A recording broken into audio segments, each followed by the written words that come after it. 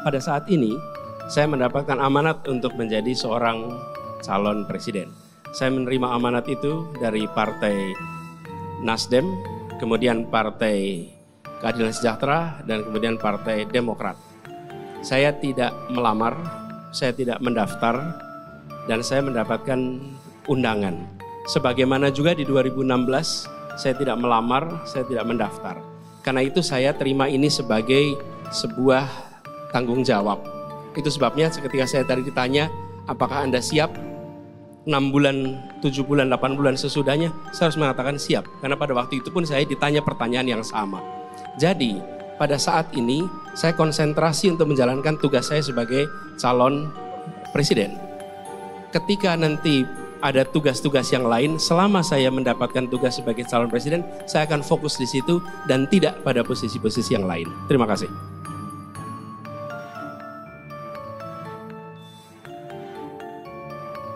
Banyak yang bilang Anda dijegal. Terus tanya ke saya, apakah Anda merasa dijegal? Kalau itu saya yang bilang saya merasa dijegal, saya boleh ditanya dong. Kalau ini pertanyaan harusnya diberikan kepada yang mengatakan. Kalau bagi saya, di dalam proses politik itu normal. Ada yang berusaha untuk memangkas, ada yang berusaha untuk menghentikan, ya itulah sebuah kompetisi. Saling coba menahan, menghentikan. Jadi kita juga nggak usah cengeng dan berharap jangan ada yang mencoba menghentikan, itu biasa saja. Jadi saya tidak pernah berkeluh kesah, saya tidak pernah merasa itu dianggap jegal. Justru saya merasa inilah bukti bahwa apa yang kita kerjakan insya Allah akan mendapatkan simpati dan mendapatkan kepercayaan dari masyarakat. Gitu, makasih.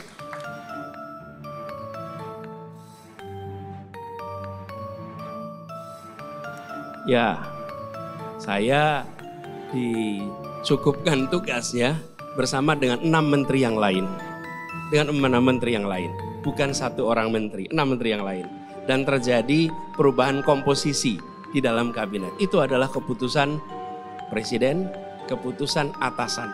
Saya juga ketika bertugas sebagai gubernur sering harus mengambil keputusan di mana ada kepentingan-kepentingan yang harus diakomodasi.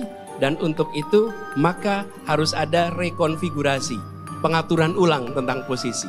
Karena itu saya menghormati keputusan presiden dan saya bisa tunjukkan bahwa selama kami bertugas di Kemdikbud justru banyak terobosan-terobosan yang sampai hari ini dilaksanakan bahkan diteruskan. Salah satunya neraca pendidikan yang hari ini diteruskan di kantor kepresidenan dengan nama Raport Pendidikan Daerah Seluruh Indonesia. Itu terobosan yang hari ini diteruskan oleh KSP. Itu artinya apa? Baik kira-kira. Begitu jawabannya. Kalau sistem zonasi Bapak juga bukan Pak? Pak Anies, Bapak juga bukan kalau sistem zonasi?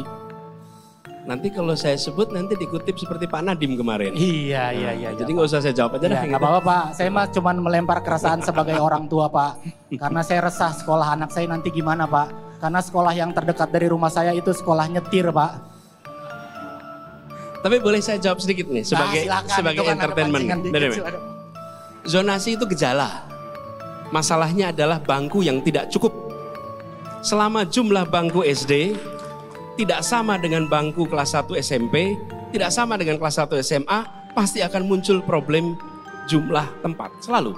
Ya, gejalanya adalah problem zonasi ini. Dan itu kan munculnya tiap awal tahun ajaran.